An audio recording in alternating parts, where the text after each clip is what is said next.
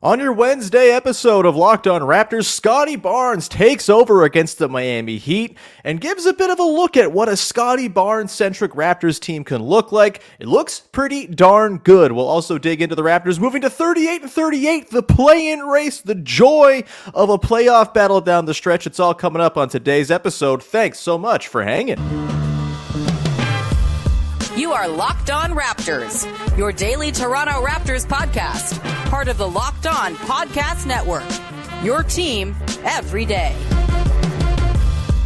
Hey, what's going on? Welcome to episode number 1370 of Locked On Raptors for Wednesday? Yeah, Wednesday, March the 29th. I'm your host, Sean Woodley. I've been covering the Toronto Raptors now for 9 seasons on various platforms. You can find all of my work over on Twitter at WoodleySean. You can also follow the show on Instagram. Just search up Locked On Raptors. I'm unlocked today. There will be more posts over on the Instagram page. What a wonderful, wonderful place to be. Go and support the show over there. You'll get clips, bonus content, all that good stuff, outtakes from the show, etc. etc. You can also subscribe for free on YouTube or your favorite podcast apps to this podcast to support it. It's always appreciated when you leave a rating, review, comments in the comment section, all that good stuff. Also tell a friend, why don't you? Word of mouth, still a wonderful way to spread the good news about a good podcast, which I like to think that this is that. Yeah. All right. Today's show is brought to you by Ultimate Basketball GM. Ever dreamed of becoming an NBA GM and managing your basketball franchise? Then this game is for you. To download the game, just visit ultimatebasketballgm.com or look it up on the app stores. Our listeners get a 100% free boost to their franchise when using the promo code LOCKEDON, all caps, in the game. All right, let's get to it. The Toronto Raptors are 500 once again, 38-38, the first time since December the 9th.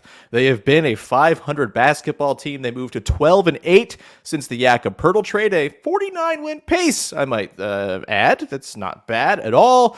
Not too shabby, of course, with a win over the Miami Heat, 106-92. And look, yes, there was no Jimmy Butler in this game for the Heat. It's not surprising the Raptors had a very strong defensive performance against a Miami Heat team that has very little offensive juice, even with Jimmy Butler on the team. They did not have it last night. Yeah, Tyler Hero had himself a game, but ultimately just not enough juice up and down that Heat roster without Jimmy Butler to really give the Raptors that many problems on the offensive end. The thing, though, is that this game could have gone a different way for the Raptors. They did not shoot very well, of course. They were 8 of 36 from 3 in this game. This could have been a classic, they get just completely flummoxed by the janky defense of the Miami Heat type of game, and they didn't. There was a lot of good stuff in this one as far as how the Raptors picked apart what the Heat were throwing at them, double teams, zone defense, etc. We'll get into that throughout the show. We'll talk about the complementary efforts of Pascal Siakam, O.G. Anunoby, and Fred VanVleet in this game.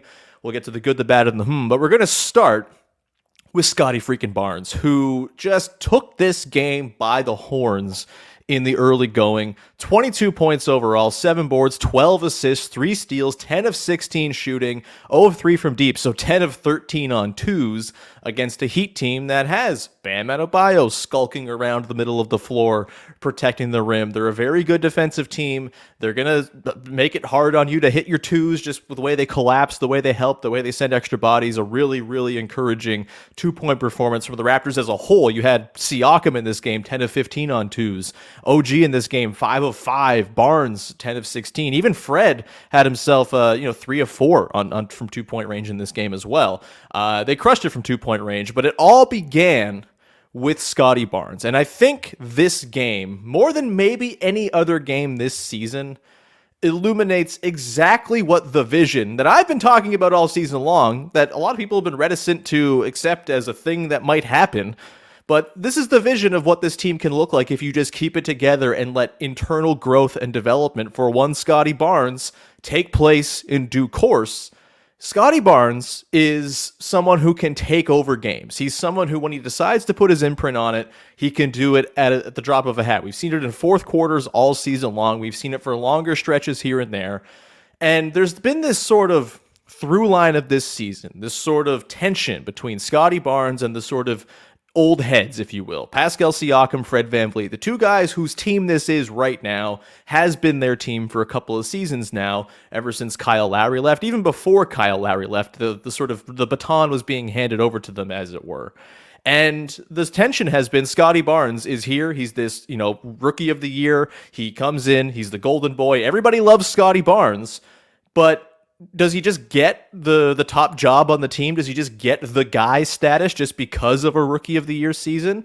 And I don't think he's really earned top guy status just by the course of the season, right? Pascal Siakam remains the best offensive player on this team, the guy who drives offensive performance better than anybody else. Fred VanVleet, after a tough start to the season, has been fantastic since the turn of the calendar. And these two guys are all-stars. They're champions. In Pascal's case, he's a two-time All-NBA player. They're not just going to give the reins of the team to Scottie Barnes. But the thing about Scottie Barnes is he doesn't need to ask their permission to go ahead and do that, because he can make things happen every single time he touches the ball. We saw it against the Heat yesterday. Starting off that game, every time he touched the ball in the first quarter, something was happening, whether he was going and attacking on his own, whether he was driving, drawing defense, kicking out, whatever it was, Scottie Barnes was making stuff happen every single time the ball flowed through him. And when that happens, the Raptors offense kind of falls into this really nice spot, because you can kind of play almost like the dream version of what Nick Nurse's read and react defense is. All of these guys, Scottie included, make the defense think a little bit about what they're going to do. And Scottie Barnes starting it all off, just like barreling into the heart of the defense, surveying the floor on the run or in the half court, whatever it is, working from out of the post. He's got such great vision. He's such a good passer. He's such just a dynamic player when he's on and when he's really going full bore, that it just kind of naturally becomes his team once he grabs the horns. The problem is he hasn't done that enough this season, and that is why Pascal Siakam and Fred VanVleet, I know Fred's been sort of pretty loud in the I don't even know if it's questioning of Scottie Barnes. I think it's just sort of a reality check of, hey, like, we've been here, we've done the thing, we've won a championship. You're not just going to come in and take the team away from us. But also, Fred VanVleet and Pascal Siakam are smart dudes. They have won an NBA championship before. They've seen what it takes when it comes to sacrifice and, giving some of your own for the better of the team. If it's just slapping them in the face that Scottie Barnes should be the dude through whom most of the offense flows, they're going to gladly step into a secondary complementary role where they'll still get to eat, where they'll still get to be very good players, but the team structure and hierarchy is going to make a lot more sense. And Scottie Barnes, with a game like that last night, that's the argument for why you keep this team together. You have a ready-made supporting cast for a guy who is potentially on the way to becoming a star, the type of guy who can affect a game at all turns, the kind of guy who you put the ball in his hands and something good is going to happen simply because he makes the defense have to think, have to overhelp, overcompensate, and it tilts the floor in a way that's going to benefit him. 12 assists last night. A lot of that is him being super aggressive, forcing the defense to worry about him, and then finding someone else because he's a visionary passer. He had 0 turnovers in this game to 12 assists. That is incredible, but it speaks to the idea that Scottie Barnes, if he just decides, you know what, I'm making things happen every time I touch the ball, this can be the outcome. This can be what the Raptors look like. They can look like a functional basketball team. They can play like a team. Like a team. What a wonderful concept, is playing to amplify one another's strengths and to, kind of everyone pulling in the same direction. Rising tides lift all boats. All that crap, all that stuff has the potential to go down here if Scottie Barnes can do more of what he did last night. You go into next season, you keep your core around, you get Scottie Barnes doing this 3 out of 5 nights, 4 out of 5 nights, and all of a sudden, the hierarchy questions become answered because Scottie Barnes just makes it so clear. When he's at his best, he has the highest upside of anybody on this team. We saw it last night, and I think it was just a really, really nice-looking game from the Raptors. And they did it like, it wasn't like an offensive barn burner for them or anything like that. They shot 8 of 36 from 3. they're lucky that they played against a team in the Heat that doesn't have any offensive juice at all. And, that helped them out here. But I think the process leading to all of those threes was very good. They shot in this game. What was it? I have the number here somewhere. It's like a pathetic, 8 of 29 on opener wide open threes last night for the Raptors. 29 opener wide open threes. They just didn't knock them down. And then on their contested ones, they were 0 of 7, which is, below what you'd expect on any three, let alone, it's a tiny sample, whatever. But yeah, it's just Scottie Barnes makes it all work. And I know there are these misgivings about the tension between Fred and Pascal. Again, I really don't see a world in which, if it becomes obvious that Scottie Barnes is the dude who puts the Raptors in the best position to win basketball games, I have a hard time believing Pascal Siakam and Scottie Barnes are not going to be on board with that as two guys who have already seen what it takes to win a championship. I'm also not surprised that maybe there's been a little bit of resistance to handing over the keys to Scottie, right? Like, Scottie's this 4th overall pick. He comes in. He's everybody's favorite right away. Think about the guys he's dealing with. Pascal and Fred, these guys started from nothing. Pascal wasn't even a basketball player till late in his teens. Then he becomes a sort of unheralded college guy, gets picked 27th overall, and it was a surprise pick at that point. Fred VanVleet's an undrafted guy. The bet on yourself mantra, all of that. It makes a lot of sense that they would be a little hesitant to just be like, yeah, Scottie, take it away. Go on, do the thing. It's going to take some time, but Scottie Barnes has it. He's got all of the tools at his disposal to just go and take it. And I think we saw it last night when Scottie Barnes is on, when he's fully intense from the start of the game, when he is making a concerted effort to do things with the ball whenever the ball comes to him. It doesn't matter what the hierarchy is. It doesn't really matter because it just creates itself. It just becomes Scottie and then things flowing off of Scottie. And that is the vision. That is why, if you're on the side of keeping this team together, last night is a perfect example of why that is, because you have a built-in, ready-made supporting cast for a dude who might be ready to go and start the key handover as soon as next season. And that is a beautiful place to be if you have an ascendant star, as opposed to being in a situation where you have an ascendant star who's got nothing around him, who's not had to be challenged to go and get the top guy job or anything like that. You don't think the challenge of, all right, we're not just going to give you the keys, Scottie, you're going to have to take it from us, from Pascal and Fred. Do you think that's not a good development strategy for a guy to get him seasoned in the NBA?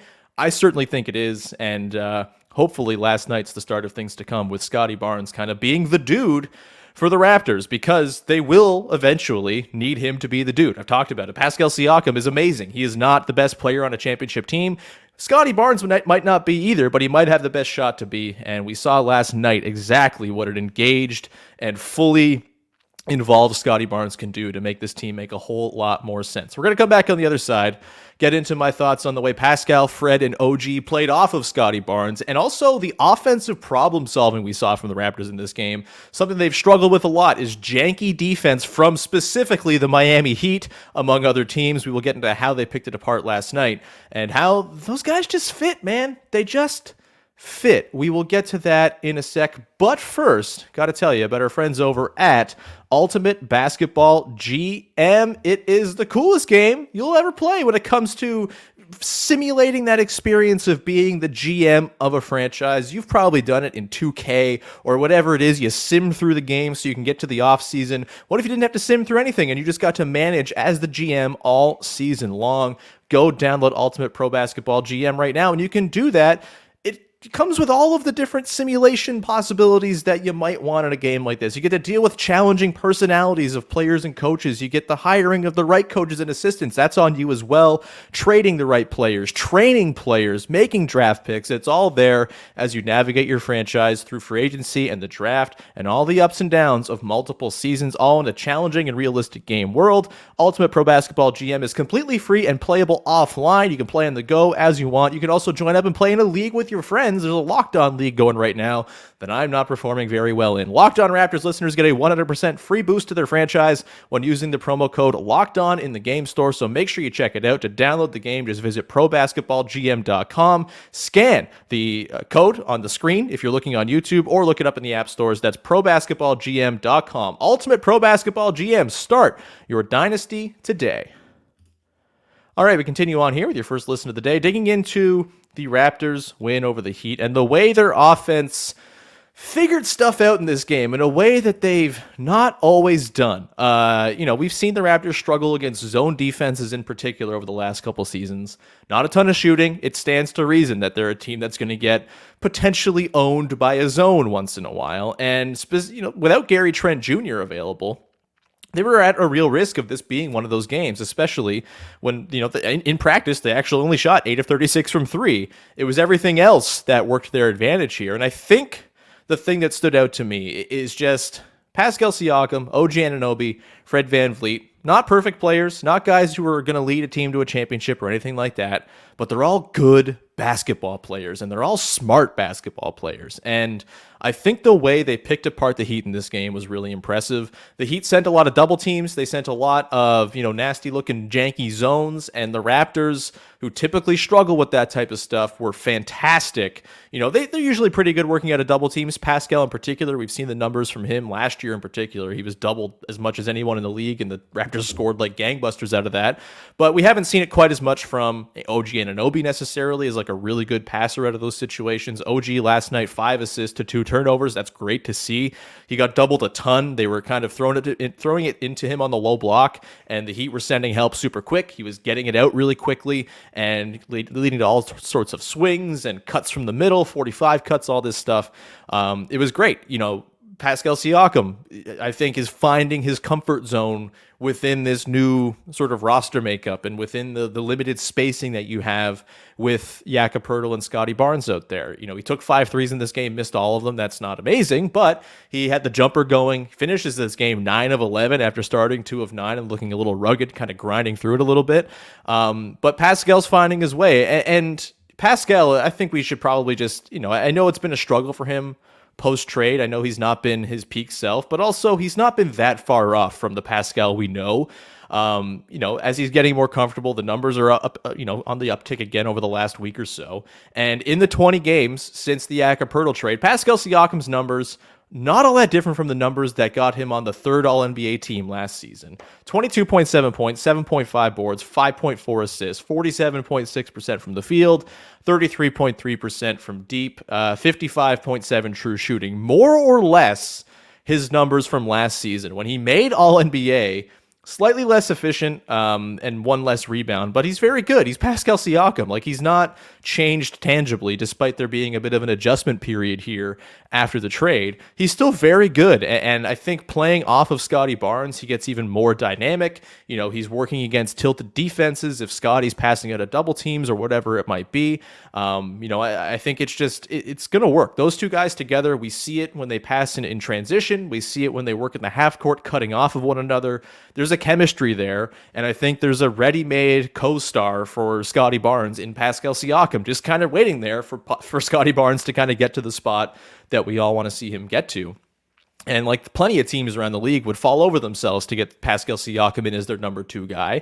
And I've said it all along, just because you don't have the number 1 guy on the team doesn't mean you go shoot the number 2 guy into the sun. Having the number 2 guy in place is better than not having that guy in place. And Pascal Siakam, very good at basketball. Lovely close for him last night. And again, you have him, you have O.G. just with a beautiful game all told, 9 of 14, deadly efficient, 5 of 5 on 2s, 22 points, 3 boards, 5 assists, just an outstanding O.G. game before you factor in the defense. Poor Victor Oladipo trying to dribble near him.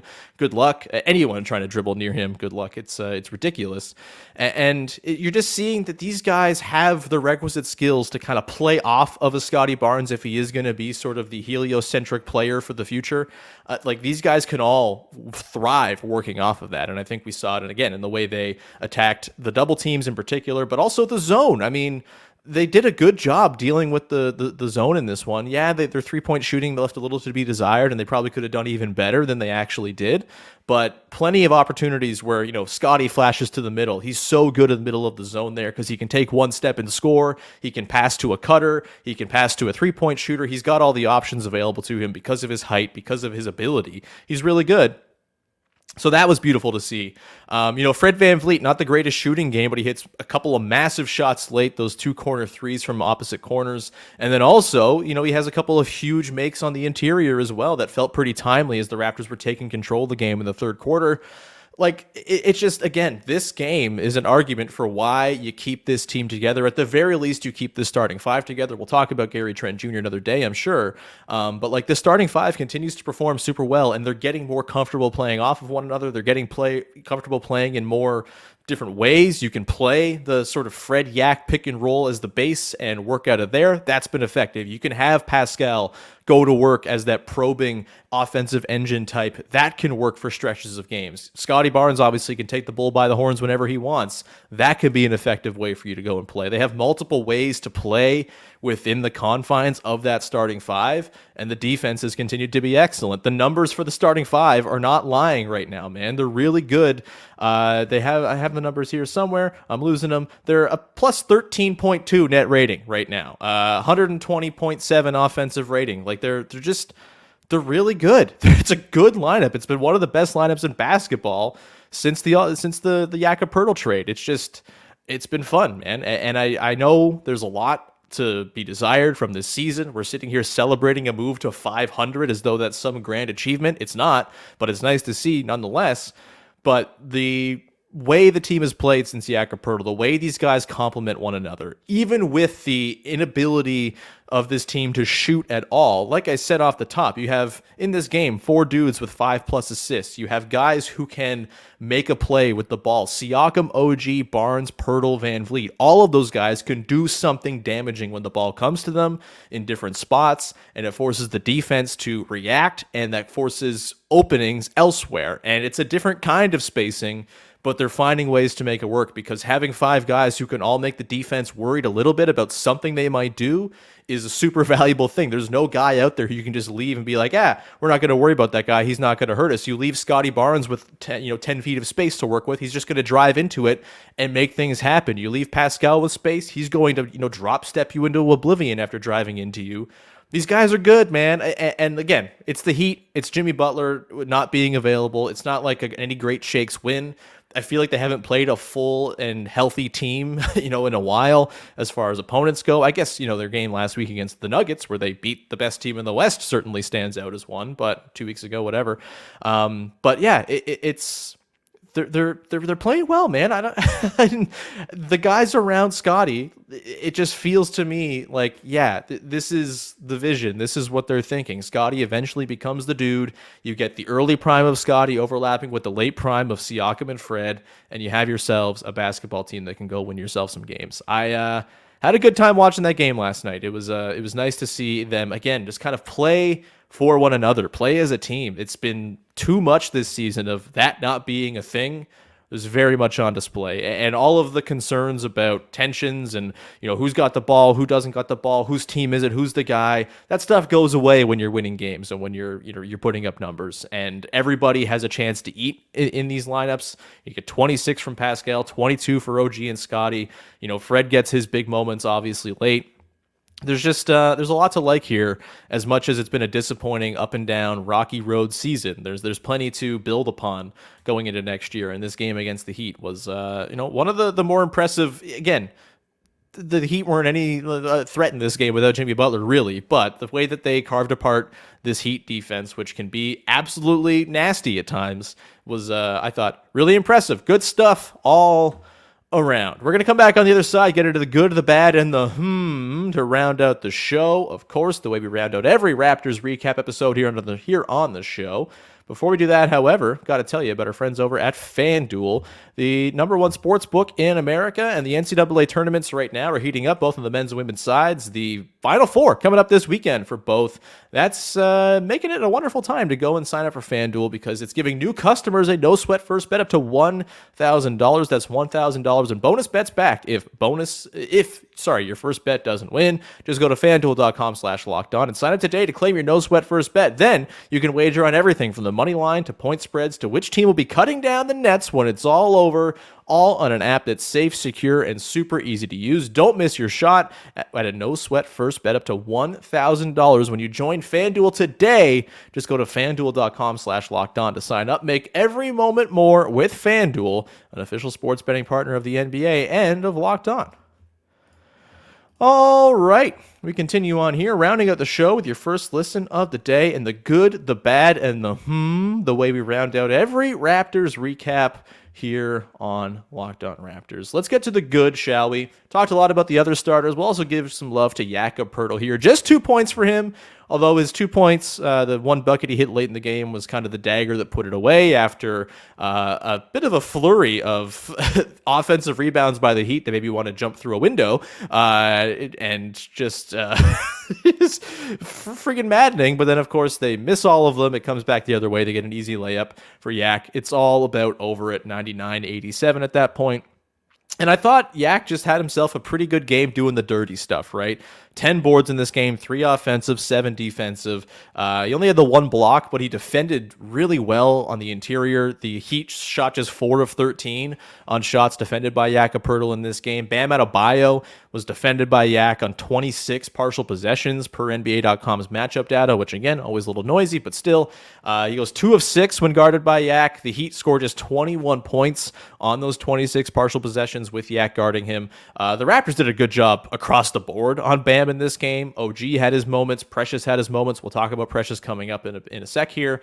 But I thought Yak was just a really solid, didn't need the scoring from him necessarily. They had that elsewhere. That was great to see. But he didn't get in the way. Foul trouble kind of got him here. But I think the 23 minutes he played, he was really good. And nice to see. Let's go to the bad. And I don't really have a bad from this game because I had a fun time watching it. And I don't want to get negative here today. They're 500, baby. It's a day for celebration. But my bad is that it took this long for the play-in to get instituted. Like, why was this not a thing for my entire childhood? That would have been really cool. I feel like the joy of the play-in is that it's reintroduced the concept of playoff races and meaningful late season basketball into a league that's been bereft of that for a long time. I know everyone says the playoffs are all that matters, chips or bust, whatever. I don't think you can operate that way and be sane as a sports fan. And having a playoff race to get up for every game, to go and flip over to the last 3 minutes of a Hawks game after every Raptors game lately, that's fun. That's cool. That enriches the sports fandom experience. That is the best part of it, or one of the best parts of it, is getting to watch a playoff race. It's why baseball is my favorite sport, because every September, the regular season becomes this like addendum, or I guess prequel to the playoffs. It's like an additional stretch of high leverage, meaningful games. And we're getting that right now in the NBA. It's not just in the East, where the race for 7th even is pretty interesting. The Raptors just 2 games back of Miami now with the tiebreaker in hand. That's big. But it's not just the East. You go over to the West. Every single game in the West right now has like massive implications. It's been super fun to finish watching the Raptors flip over to the West and just watch chaos happen. It's been great. You have that Warriors-Pelicans game last night. The Wolves are winning games lately. Like, it's just... Playoff races are great. Regular season, having meaning in the regular season, even if it's not ultimate meaning in terms of teams that are going to win the championship, having these teams have these stretches where the games actually matter, where the fans can get up and say, hey, there's stakes tonight. That's great. That's long overdue. And I think the play-in is just such a resounding success, even though I wish the Raptors weren't in it and didn't have to be, facing the rigors of single game elimination and all of that. I just think the general existence of the play-in is one of the best things to happen in the NBA in a very long time. And it's, the degree to which I'm watching these games in late March and April with like intensity and like edge of my seat feeling, not just for the Raptors, but for everybody else, like, that to me is what it's about, man. It's enjoy the regular season. It's 6 months of our lives. It's cool that it feels like it means something again. And the play-in, I'm glad it's here to stay. It rocks. It's amazing. And I'm glad the Raptors have themselves a little playoff race here to keep things intriguing and spicy down the stretch, even if it's not going to go super deep into the playoffs. There's still something here. High leverage games where things matter, games where there are stakes. That's cool to me. We're going to round it out here with the and it's Precious Achiuwa, baby. Look, One game. You're not going to go and say he's fixed or back to his previous form from the end of last season or anything like that, but this was the quintessential Precious Achiuwa game. 12 points, 5 of 10 from the field, hit 2 threes. That's beautiful, baby. You get the 9 boards, the 2 assists, a block and a steal, a +1 in his 25 minutes. 25 minutes actually. He gets more minutes than Poeltl in this game. I think that was actually deserved. The way he played against Bam, he was incredible. The way he plays defense against anybody. And I mean, we still saw the ups and downs of Precious in this game, right? Like we saw a couple of plays where he just completely just like explodes and self-combusts on offense. It's like watching the Terminator play defense. Just, he's a robot. You can't do anything about him. He's amazing. He's so in control of his body, his movements, everything. He's awesome. And then on offense, he's like a court jester on a unicycle juggling 15 flaming daggers. It's something to behold. It's probably going to end horribly, but when it doesn't, it's like, oh, okay, good juggling them daggers, good hitting them threes on the catch and shoot situation, Precious. Like that's Precious. And I'm okay to live with the few hilarious offensive misadventures because the defense is so bloody good. And there's just like a little tiny bit of offense. I've been saying it all season. It doesn't take much to justify Precious Achiuwa being on the floor. And what we saw last night was the perfect amount of Precious Achiuwa, the perfect balance of his erratic side with his more in-control side. And that is the type of player who's going to help fix this bench, who the Raptors can hopefully lean on going forward. Maybe not for the rest of this season, but if you can recapture this player, Precious Achiuwa is a guy again, is someone you can count on, is someone who can help shape whatever the team is going to look like going forward. Really good stuff. Again, it's just a because it's one game and we have to see this over a more extended run. But if he can close out strong here, boy, oh boy. And he sure does love making a statement in late season games against the Philadelphia 76ers. Who's the opponent next?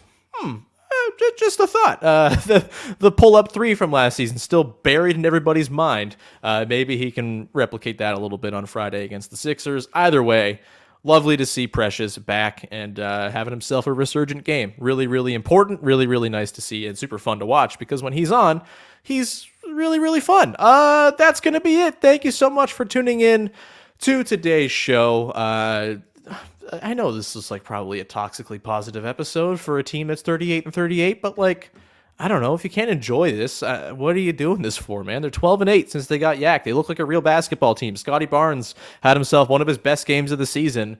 It's all feeling pretty good right now. It would be nice if they could track down the stupid Hawks who beat the Cavs last night. Donovan Mitchell with some ill-advised late-game hero ball. That was a bummer, but, plenty of time left. The Raptors got the tiebreaker over the Heat now. They got the tiebreaker over the Bulls. They don't have it against the Hawks, but they're tied with the Hawks. It's all good, and hopefully they can avoid the curse of the Hornets, who just keep on ruining every team's plans whenever they trudge through Charlotte.